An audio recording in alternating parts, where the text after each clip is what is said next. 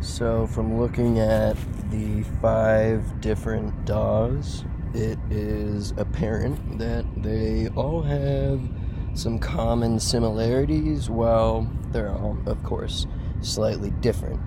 It appears that Ableton has an upper hand in terms of live performance. So I know that a lot of EDM DJs use Ableton, to make their tracks, writing behind the scenes, and then, are able to use some of those same versions as mastered copies live.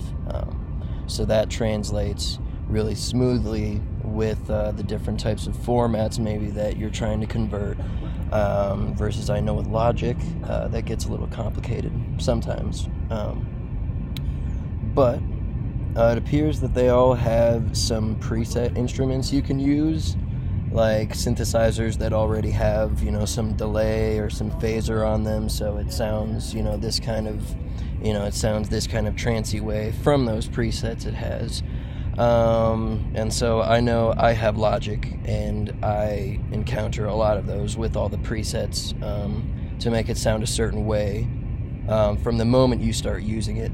But Ableton and Cubase has a little bit more of the common practice of the raw sounds that don't have as much preset, so you can kind of start with, I guess, more of a raw nothing sound, or more of a raw or nothing sound, and build it up to what you want.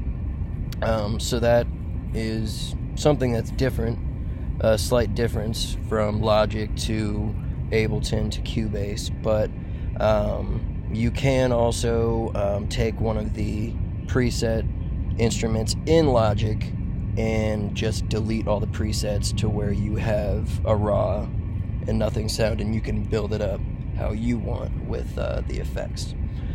So that's a little bit about that. Let's see. So the one I don't really know a whole lot about is Cakewalk Sonar, I think is what it's called. Don't know a whole lot about that, but I hear it's decent for recording. FL Studio is apparently, it seems to be a good choice for those who have been around, physical soundboards, because that translates the smoothest from what those people are familiar with.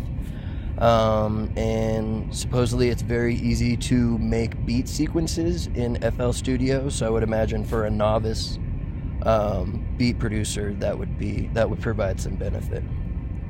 So that's one thing that FL Studio has.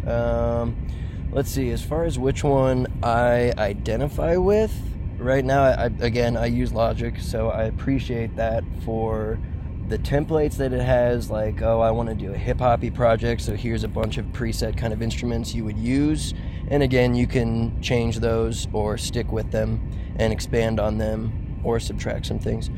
And I also do identify with Ableton, because from seeing my friends use it and things I've heard, it is pretty simple to use. It doesn't require a whole ton of expertise or knowledge of the terminology and all that, and so it's good to get started, and also good for, again, EDM producers and other live performances to translate smoothly from the writing to the stage. So I appreciate that part.